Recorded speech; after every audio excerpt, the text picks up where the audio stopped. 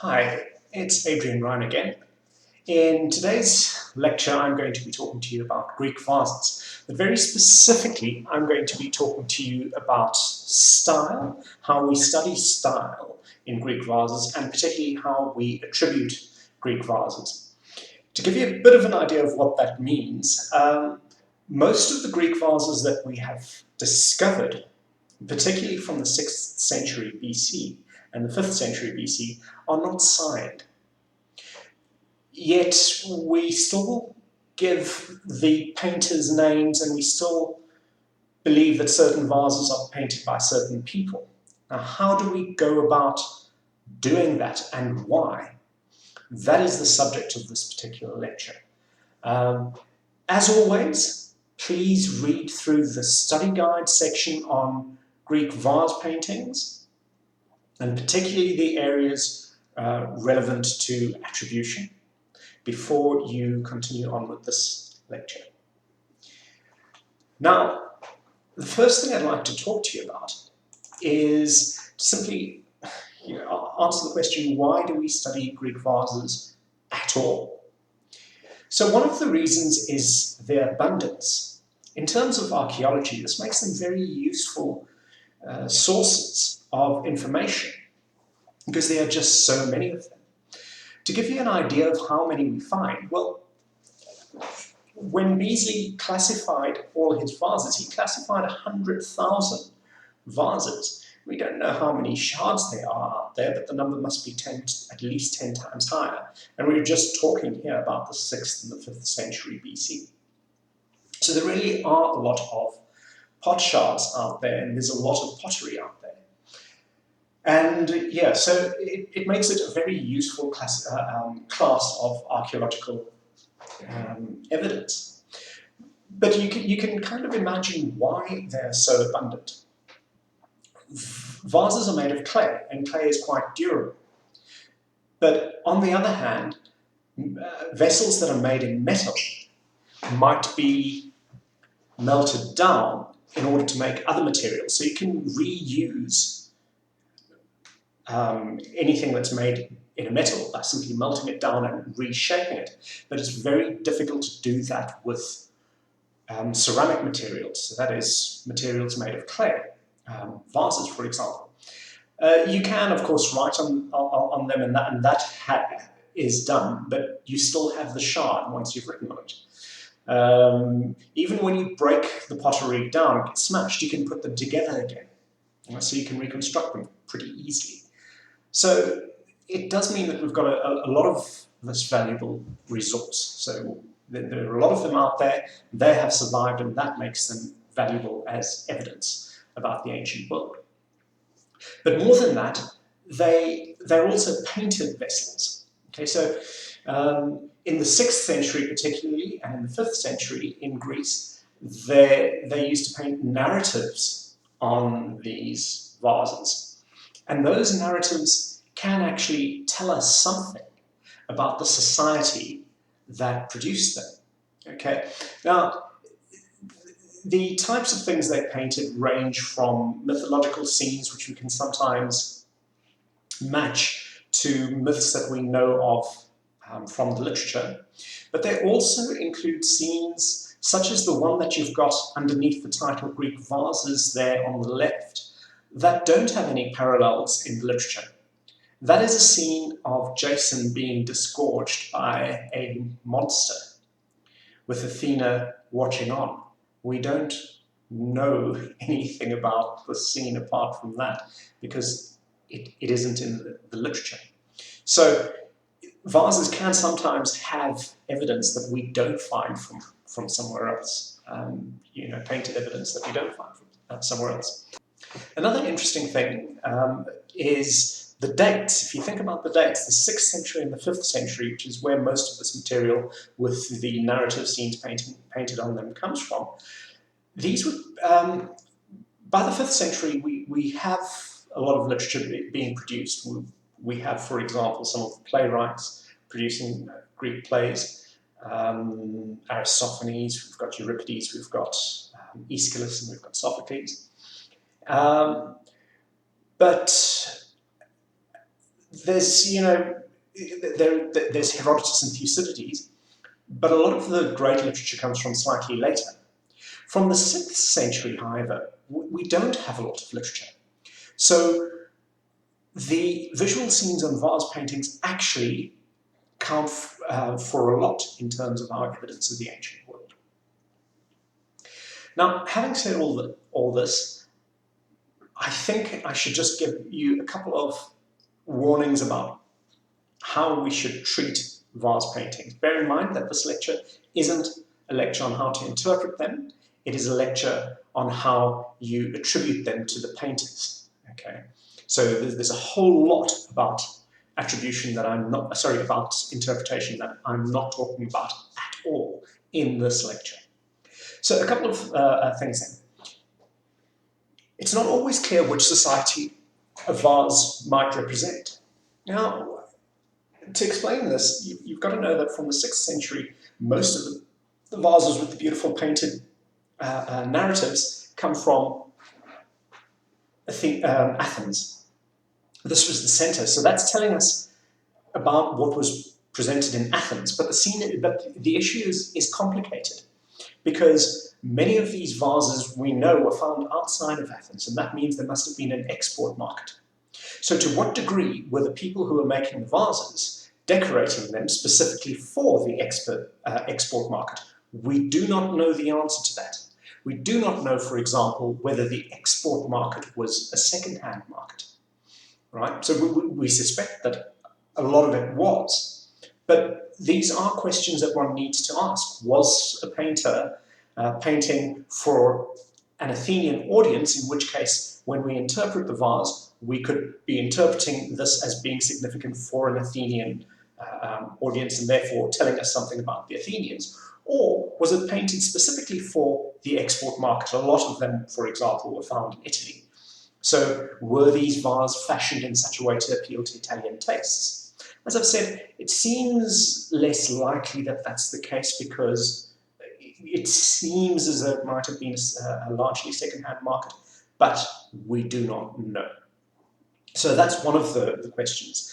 The other question is about whether these vases were actually produced by Athenians. During the 6th century, Pisistratus, the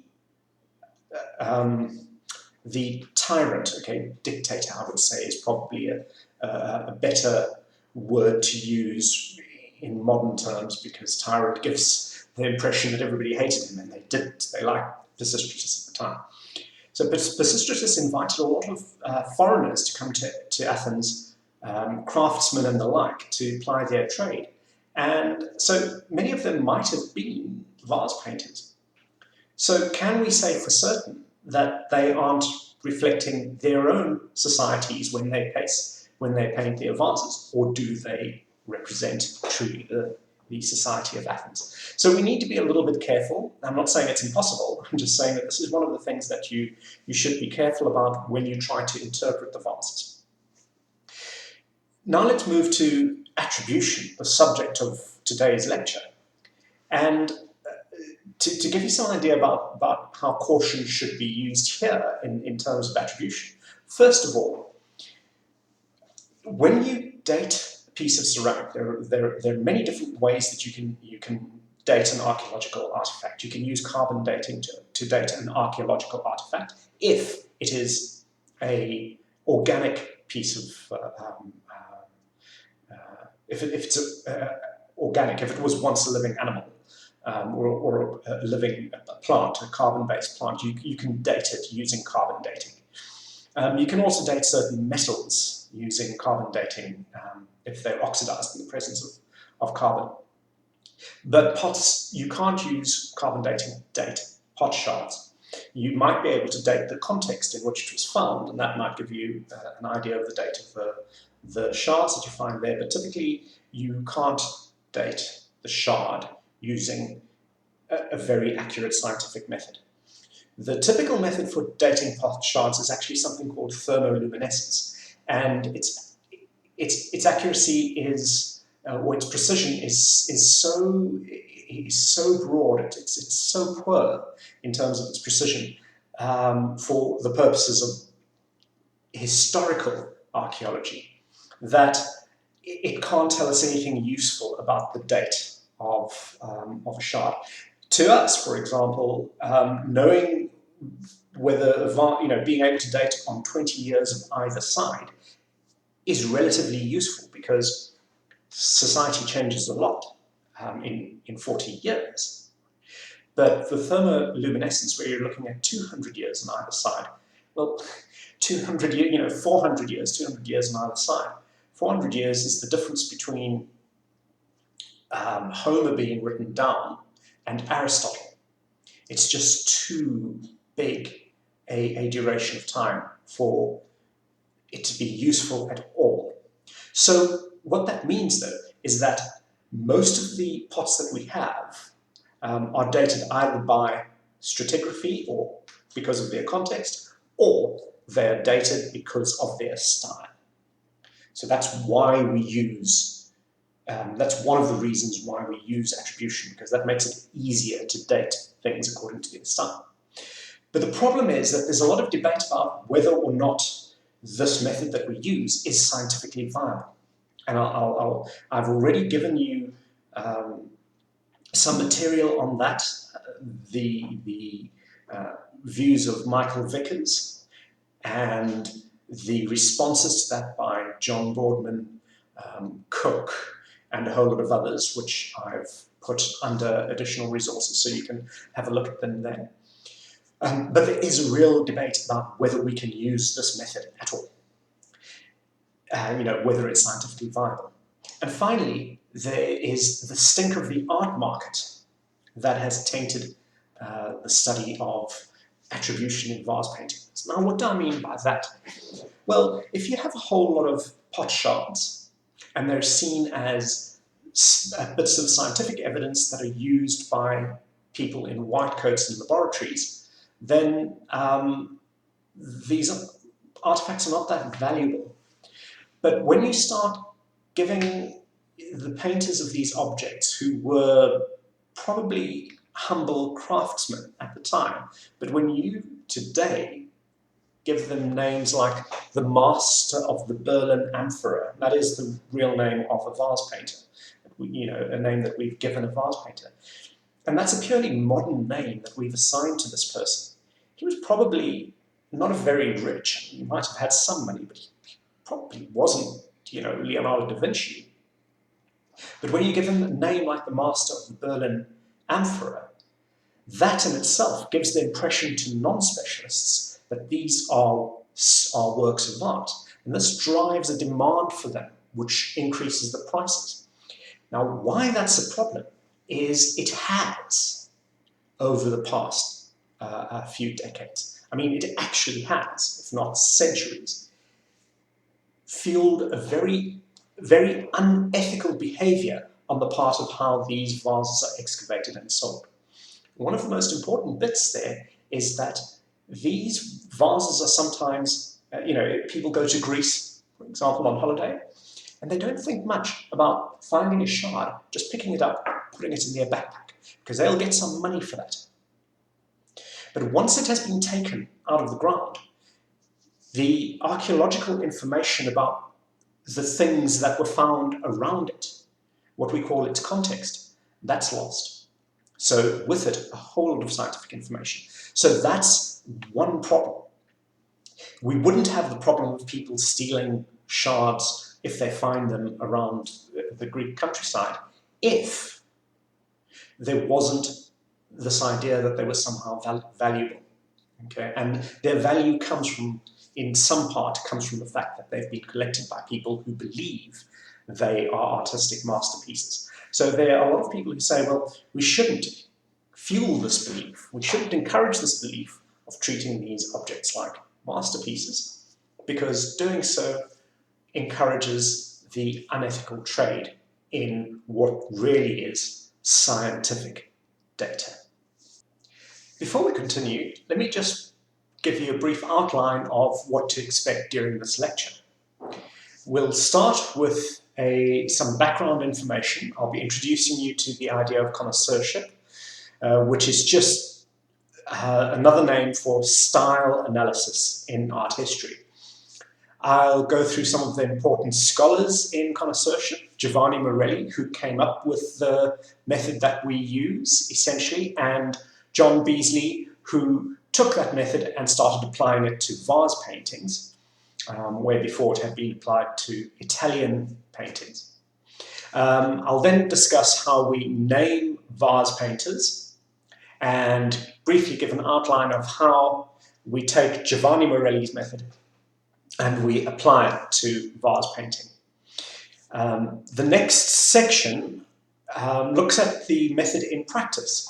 I will introduce you to a couple of vase painters, some well-known vase painters, and then apply Morelli's method, showing you examples from various anatomical features and how we associate those features with particular painters.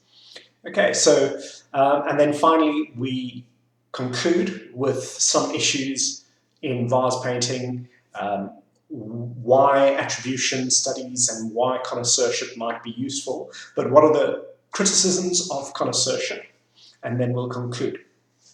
So you can see beneath the video there is a brief outline, so if you have watched the video before and you just want to come back and revise certain sections, you simply click on the section and it will take you right there, and you can carry on watching from that point. Okay, so just a quick recap. You're going to be doing background, where I introduce you to connoisseurship and how it is applied to vase paintings. The second section, where we look in practice at how we would apply these methods. And finally, we conclude just dealing with some of the issues that are current in the scholarship relating to vase painting and attribution. The technique that is used to attribute vases to the painters who made them actually goes back quite far to a chap called Giovanni Morelli. I'll talk about him just now. He didn't work on vases, he worked on Italian paintings. And he had a student, Bernard Berenson, who developed his technique even further. One of the people that they knew, called Gisela Richter, very, very prominent art historian, used to use this technique to some degree to analyze style on pots. But it was really Sir John Beazley who founded the field, and some of his students like Dietrich von Bottmer and Nicholas Coldstream, who developed this field of applying Morelli and Berenson's methods to vase paintings and to attribute them. Other important names include Anthony Trendle and Sir John Boardman, and then there are lots of modern scholars like Mary Beaver, Anne Mackay, who was my supervisor, my PhD supervisor, Heide Momsen, Elke Burr, but there are also some people who are really opposed to this approach to the study of vases, like Michael Vickers and David Gill. Now we call this area of study in art history the study of style, the study of individual painters, the attribution of unknown works, unsigned works to the painters who made them. We often have a painting and you'll hear people debating whether this is actually a painting by Leonardo da Vinci. That area of art history is called connoisseurship. That's just the name we give it in the field, connoisseurship. And connoisseurship is an important part, or has historically been an important part, of the archaeological study of vase paintings. Okay, so connoisseurs in vase painting typically treat vase paintings in the same way that art historians treat paintings by the great masters like Leonardo da Vinci, etc. Okay, but connoisseurship, it's that branch of art history that deals with style and deals with attribution. It starts with a chap called Giovanni Morelli. He was an Italian doctor who was disillusioned with the way art historical criticism had typically worked. He believed that people used to attribute, or they used to study art history on an ad hoc basis, and that scholars would use their own renown to lend weight to their attributions or their pronouncement. So a pronouncement would be agreed upon not because of the scientific proof, but because of the standing of the scholar who made the pronouncement. And he thought this was bad. He thought you needed to have some kind of empirical and scientific approach to doing this. So he advocated an empirical method of attribution instead.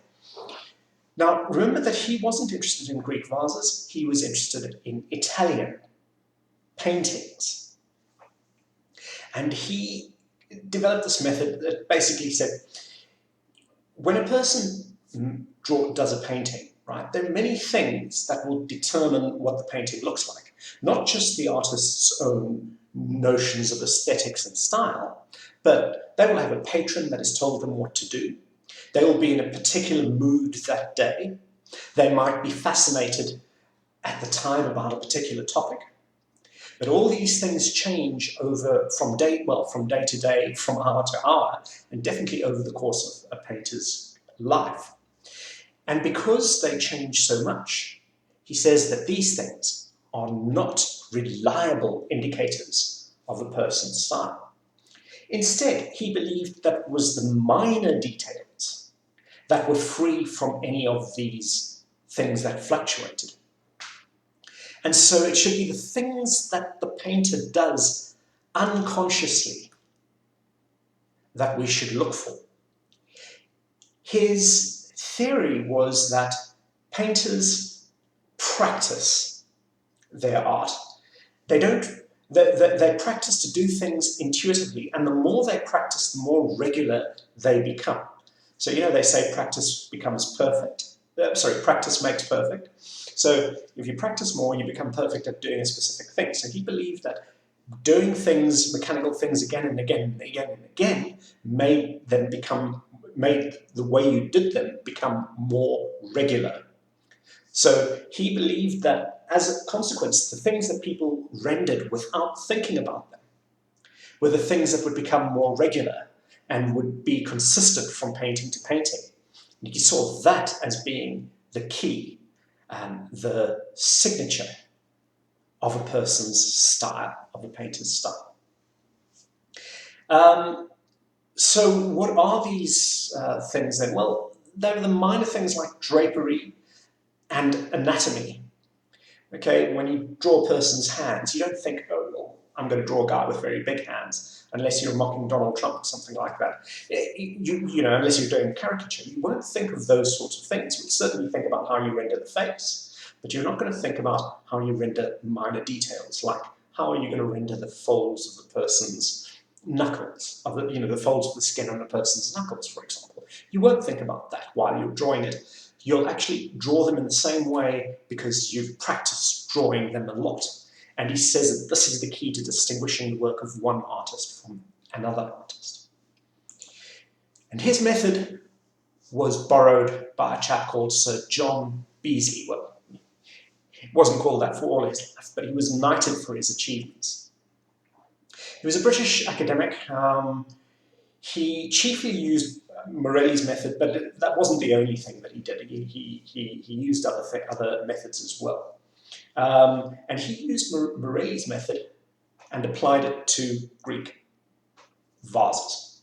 The majority of vases that we have that have been attributed were actually attributed by Sir John Beazley, which is remarkable given that his last major book of attributions was in 1956. So in that 50 years, we haven't beaten him. He did more in his lifetime than the whole of scholarship has done since his last book in 1956, in terms of attributing vases to the painters that made them. He has two major works called Attic Red Figure Vase Paintings, which is just a list of attributions of Athenian vase paintings and listed according to who painted them. That's it. And the other one is Attic black figure vase painters. So if you've read your study guide, you'd know that these are two different styles of Greek pottery. Red figure is later, Attic black figure is earlier. Attic black figure, or Athenian black figure, is from the 6th century BC. Red figure is typically the very late 6th century and the 5th century BC.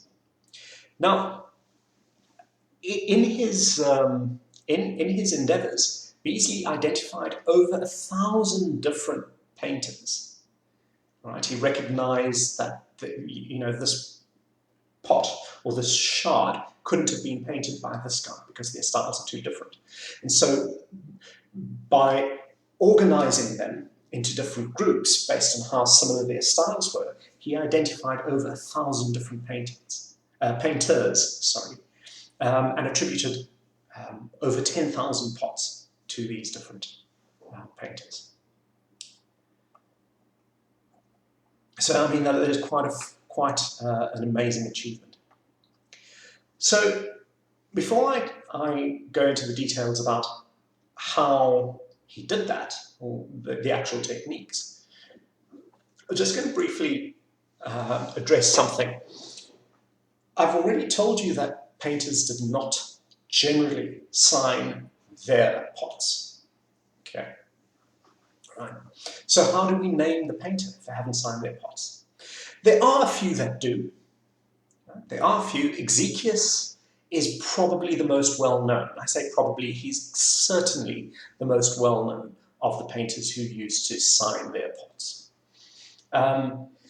Now, the problem comes in that when they sign their pots, they would usually have a signature like Exekius painted me or Exekius made me. Now, when they say Exekius painted me, we know that he definitely, he's claiming to do the painting. But when he said Exekius made me, we don't know if he's claiming to do the painting or whether he's claiming to have actually fashioned the pot from clay and got somebody else to paint the surface of it. Right? Just because we value the paintings doesn't mean that the Greeks thought that that was the most important bit of the making of the vessel. Okay? So when somebody claims they made a vase, their signature says Exekius made me, we don't know whether that means Exekius painted me and made the vase, or whether it just means Exekius made the vase. There are some cases where it clearly seems to be he just made the vase, he didn't paint it. So even when they sign it, there's a little bit of uncertainty, and that's the point I'm making there. So how do we name them? Well, there are four main ways that we name the painters, the naming conventions we use. First of all, we sometimes name a painter after a museum that housed the first piece that was attributed to them. For example, the Berlin painter. He's the one that I mentioned earlier. He's often called the master of the Berlin Amphora. He's named after one of the pieces that bears his style, and it's found in the Berlin Museum, right, the Pergamon Museum. The particular vase we often call the name vase, the vase that gives the name to the painter. So that's why you get names like the Princeton painter, the Berlin painter. It's because there was a vase that was, the first vase attributed to that person was attributed, is housed in a museum in Berlin, or in the case of the Princeton painter, in Princeton. Okay, so that's one way you name a painter. More specifically, you can name a painter after a specific vase rather than after the museum. So, for example, you've already got the Berlin painter. What happens if there's another name vase, right? There's another painter whose first vase that was discovered, about this new painter is in that museum. Well, then you can name them after the accession number of the vase. So we have a painter called the Painter of Berlin 1686, for example. He's not the Berlin painter. These are two very, very different painters.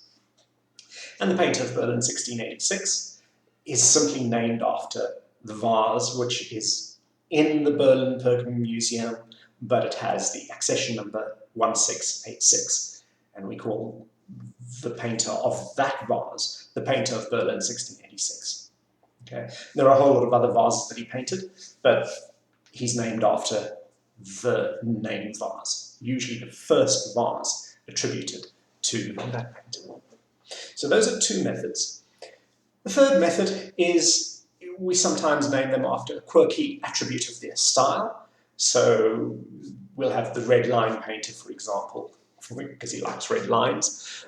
So we name them after some attribute of their style. Or finally, we can name them after a quirky attribute of some specific vase. The swing painter, for example, is named after a vase that he painted that has, in which he depicts a girl on a swing.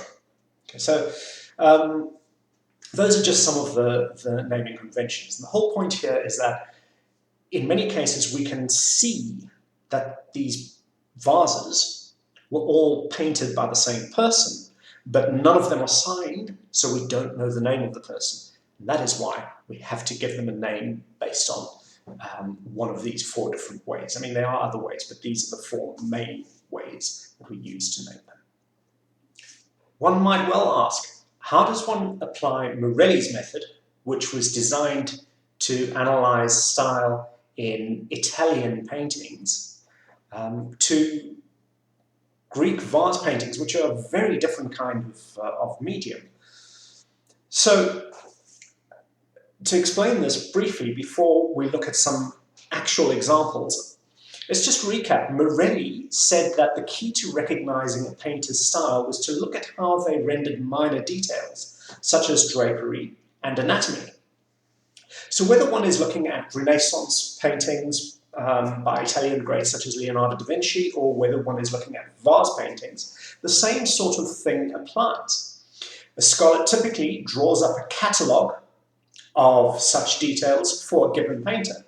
So the catalogue might have a whole of different images of the way the painter renders hands. And then the next section could be ears or eyes or folds on a garment, something like that. So they'll have a bunch of different sections in their catalogue, and in each section they will list each of the that feature for the painter. So one section might, as I say, just be hands. And then they'll look at all these features and analyze how they change over time, for example. But to recognize the style of a painter, they look at that feature and see what characteristics are common in this painter's work, but are uncommon in the work of other painters. And by developing these sorts of catalogues, they're able to identify what a particular painter's style is. Now, the types of features that they can choose are varied, but I shall limit our examples to the way our vase painters render the folds of skin around the knee, the way they render the shin guards, which we call greaves, the way they render ears on their male characters, the way they render mouths, and the way they render horses. Okay, I'll just be giving you a couple of examples of each, just so that you can see what kind of consistencies we look for within the painter's work and what kind of differences we can see between painters. So it's going to be a very trivial set of examples, but I hope they might be able to illustrate to you and clarify in your head exactly how Morelli's method works when you apply it to vase paintings. First of these, and as I've said, arguably but almost certainly most famous, is Exekius, the black figure artist. Here are two examples that I think illustrate just how wonderful a painter Exekius is. Let's look at the face on the right. This is depicting a person with a black African physiognomy, a sub-Saharan African physiognomy. Tightly curled hair, prominent facial profile, and the wide nose. He's tried to indicate these pieces of anatomy. Now, bear in mind, this vase is from the middle of the 6th century, just after the middle of the 6th century, maybe 535, 540 BC. And you must ask yourself, 540 BC, what are the chances that someone in Greece, what are the opportunities someone in Greece has to view a sub-Saharan African? Okay, not a lot, right? There may have been some, or there clearly were some on Greek mainland soil, but not a lot. So it is quite remarkable the sort of detail that Exekius goes to here when he tries to render the physiognomy so faithfully. I draw your attention particularly to the tightly curled hair. Exekius was so fascinated by this that you can see that if you look closely, you can see that he's actually put blobs of paint to make them stick out of the surface, stick up above the surface of the clay. So if you rub your finger, don't rub your finger over the vase. But if you were to rub your finger over the vase, you would actually feel those curls because they stick out from the vase. So he was that keen to make this impression. Now that takes creativity. He's the only person that had done that. So he's the first person to use this technique of using texture on the vase to indicate the texture of the object that he's depicting. So absolutely remarkable. On the painting on the left, you can see the precision with which he renders details such as the patterns on the cloaks of the two warriors on their mantles. And that gives you just an idea of how sharp his hand must have been. Another person who has a similarly precise and sharp hand, but is probably not as good at rendering realistic figures as Exekius, is the Vases painter, another one of the great masters of Athenian black figure. You have a picture by the Vases painter. One of the things that he does that sets him out from most of his contemporaries is he often outlines his female figures in black.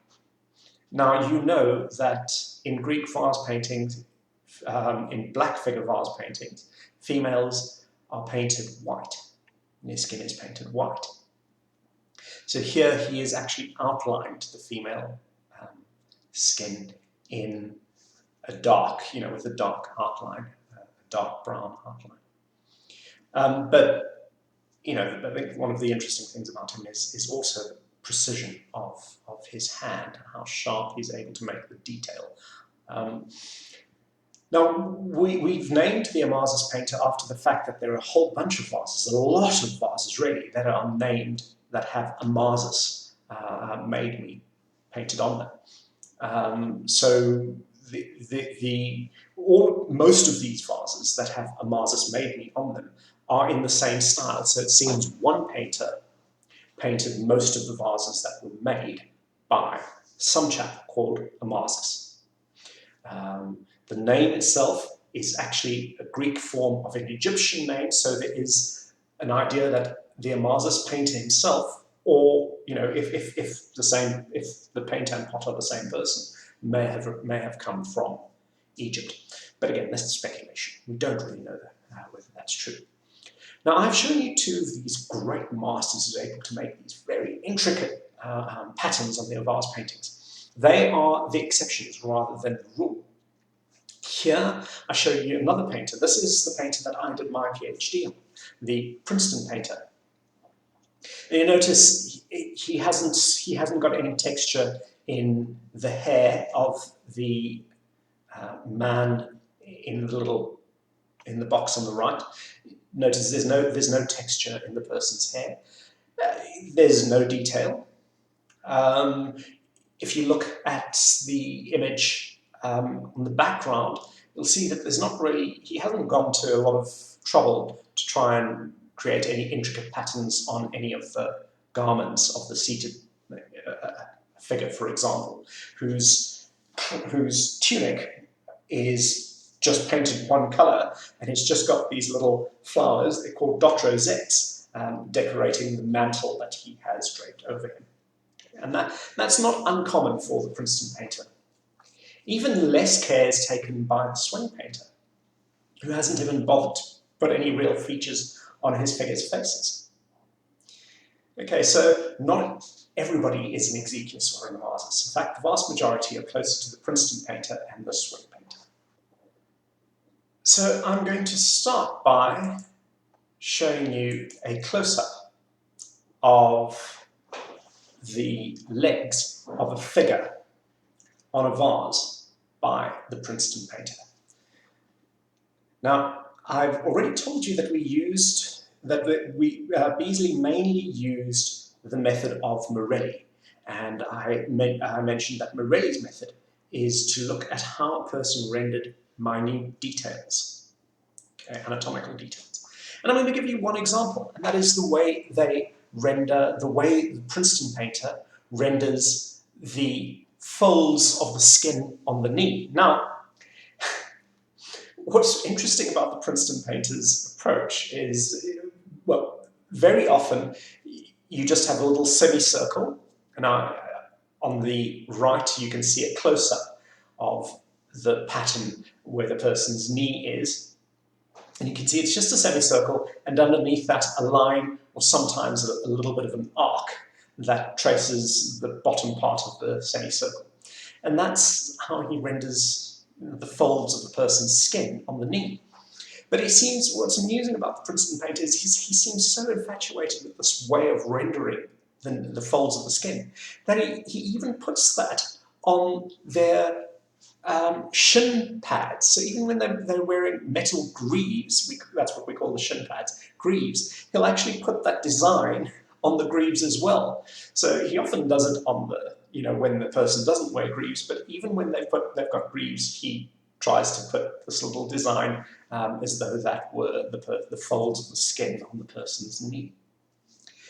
So the little box on the right, I've done a computer technique called edge detection there to draw out the incision that was used to indicate the folds of the skin. Now imagine if we were to just make that a single line, reduce that from that fat white curve that I've drawn to freehand curve, just a single sort of point width, so to speak.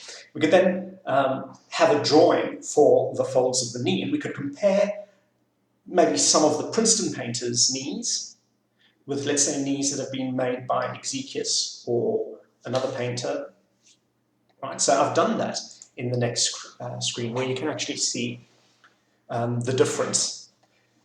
Princeton painter at the bottom, you can see the classic semicircle with a line underneath it. Exekias has something more elaborate than that. And you can see it on the right. We have one of Exekias' knees. Now, a lot of his knees are actually a lot like that. It's not quite a semicircle, but there's also an arc underneath it, so it's similar to the Princeton painter's knees, but not quite the same. Above that, we have 3 examples of the folds of the knees that have been processed in the manner I just explained.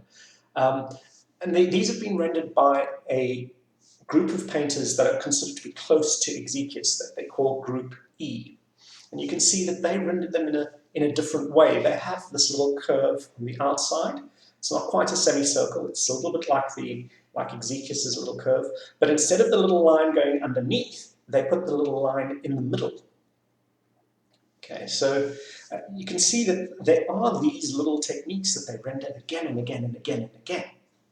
Now, on their own, that wouldn't be significant. The point is that they actually they come together with other features that are rendered in a very consistent way. And I'll show you some others. Let me just quickly show you, some examples of the Princeton painters'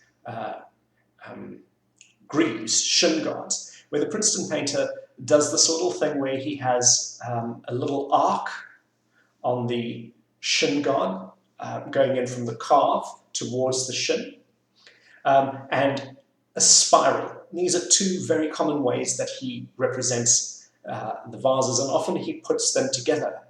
And again, you can see the typical knee as well. So it's not just the knee, he also does this with the shin guards, with the pattern that he uses on the calves. And he'll often have the spiral and this arc, on the spiral on the outside and the arc on the inside leg, and he'll have them together. And that is very uncommon for any other painter. And in fact, this combination of the spiral, the arc, and the little knee fold, the semicircle with the line underneath it, I haven't seen in any other painter's work. We can compare, for example, with Exekias. You can see how Exekias's greaves are plain. There's sometimes a little bit of decoration on them, but notice that Exekias puts the folds of the skin behind the greaves, actually where they should be, on the flesh of the person rather than on the greaves themselves. So you can see there's a difference in the way they render the greaves, as well as the way they render their knees. So it's a combination of all these various different things that allows us to group the artists together. Let's look at a couple of others. What about the way they render their ears? The Princeton painter has this S shape that he likes. It's if you look at table 3.1 at the bottom, what I call type C, you can see he has this sort of S shape, looks a little bit like a Danish pastry perhaps. And that's a very common way for the Princeton painter to render his ears. Look at his mouth. Often you'll have just a single line for the mouth, and then maybe two lines, two sort of semi-arcs above that to indicate a moustache, perhaps, or possibly to indicate the lips. Right, so you'll see that this is actually quite common for the Princeton painter. And we can compare that with a painter like Exekias, who actually goes to a lot of trouble to render the ear, for example, in an anatomically realistic way. Vases, a little bit more anatomically realistic than the Princeton painter, but not quite as much as Exekias. So yeah,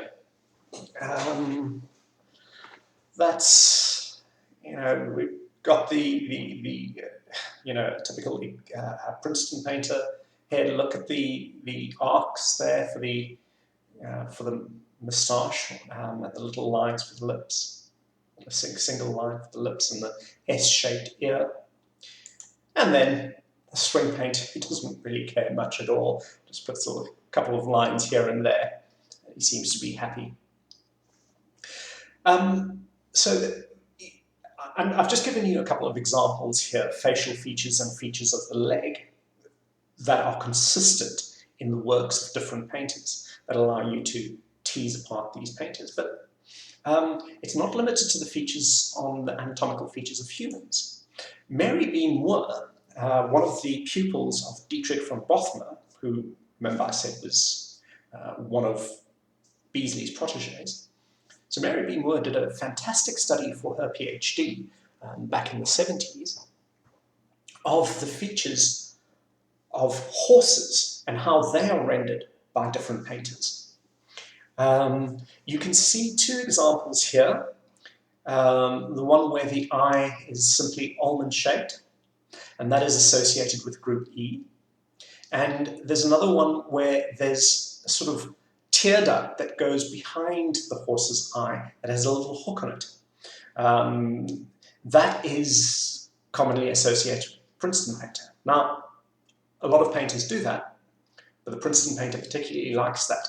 And he doesn't do it only on the tear duct behind, but also in the front of the horse. So I'll give you some examples of horses by the Princeton painter on the left, where you have that little hook on both sides of the horse's eye.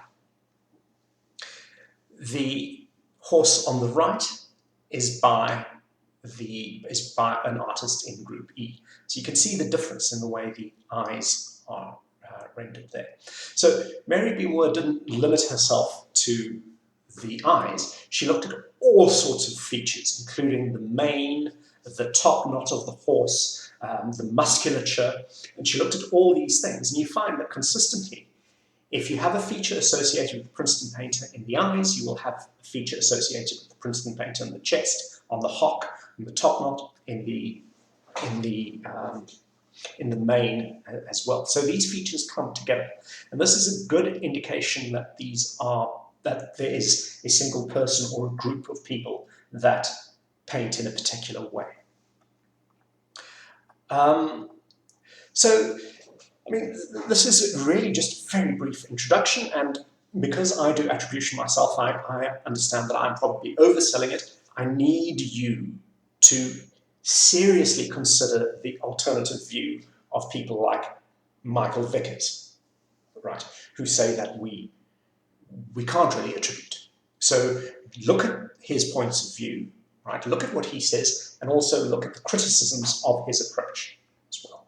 Okay, so I'm selling attribution because I believe that it works, but there are people who disagree, and I need you to know that. But why do we do it? I've mentioned this before, but I will repeat it again just just by way of summing up then. Vases are abundant and useful artifacts because of the paintings on them, because those paintings tell a story. And it is very useful to be able to date an artifact. Because, for example, if you have something unique that's shown that depicts for example, a particular kind of contest, say a rhapsode contest on a vase, you really want to know whether that vase was painted during the dictatorship of Pisistratus or after. And that means that dating to around 20 or 30 years is actually very, very useful. Right? So you want to be able to date within the period of time of one painter. So it's very good for painting. But we can even refine it even more, because if we study a painter and we see that there is a change in their style, we can postulate or hypothesize that their style changes over time. And we can then date even further, saying that this part comes from the early part of his career, the middle part, or the late part of the career, for example. And we can refine that 20 to 30 years. So that is assuming that our method is sound. If you don't believe our method is sound, that doesn't matter.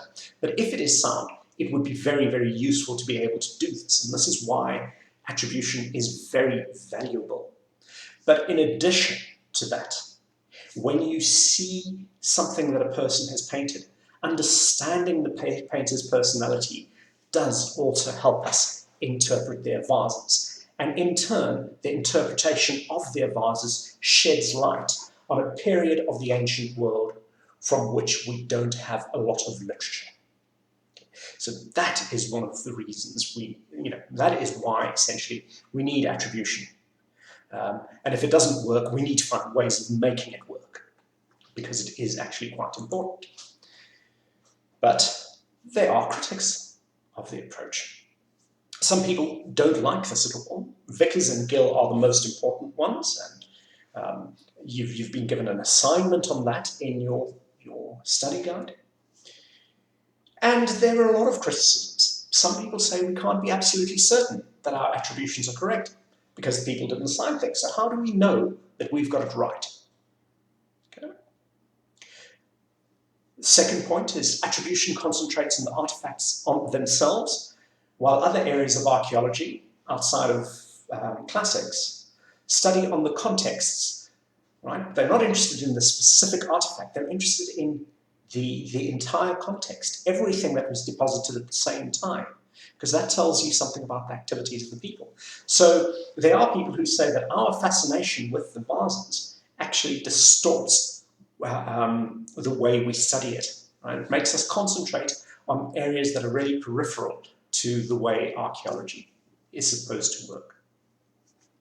Another criticism is that attribution is associated with the art market in a number of detrimental ways. I've already explained that, but briefly, we treat vases, we treat these pots as though they're art.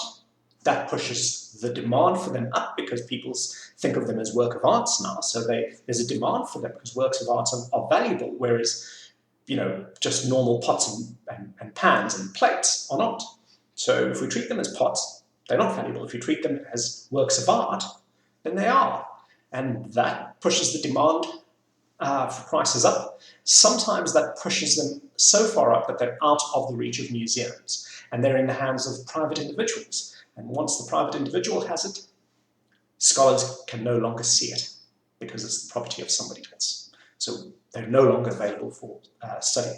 But in addition, I've mentioned this point that the high demand also fuels illicit excavation. When archaeologists excavate sites, we do it in a very scientific manner, collecting a lot of data, including the positions, the exact point that something was found in relation to other things that were deposited at the same time. But once you take a shard off the ground and put it in your backpack and go and sell it in London or in Switzerland, where it's legal to do so, you have robbed scholarship of valuable scientific information. And the high demand gives you the motivation to do so. So these are some of the criticisms of attribution or connoisseurship. So finally, then, the approach that I've just discussed, attribution and connoisseurship, as some people will call it, it has been the standard approach to vase paintings for several decades. This was the standard approach. But recently it has come under criticism, as I've mentioned. Now, most scholars still use the names of the artists and his classifications. So most scholars still believe Beasley's method was largely correct and they use that. But after Vickers and Gill published their criticism of Beasley, we've seen a drop in the number of publications concerning vase painters. I mean, actually, at one stage, there were none. People had just stopped doing the work that Beasley did and stopped publishing in that sort of area. There were few graduate students who chose subjects directly related to attribution. So it used to be very popular to do a PhD on one painter, for example. That stopped for a while. Recently, that has started to change. Whether this is a trend, I don't know. In the past decade, for example, we've had 2 books published on Exekias alone. So that's something. But anyway, I need you to know this is a contentious area. In today's lecture, what I wanted to do is to just give you a little bit of an idea as to how attribution works. But obviously, you ought to know something about the debate as to why people disagree with it, why Vickers and Gill disagree with it. That is not the subject of this lecture, but that is something that you can read. I've put those resources up on additional resources, so please read them. If you're watching this in 2020, it is very important that you read this for the exam and that you're able to contextualize that information given your understanding of attribution that you've gained from this lecture. Regardless of your views on the debate, it is important, though, that you understand at least the basics of the method that I have explained to you today. Thank you.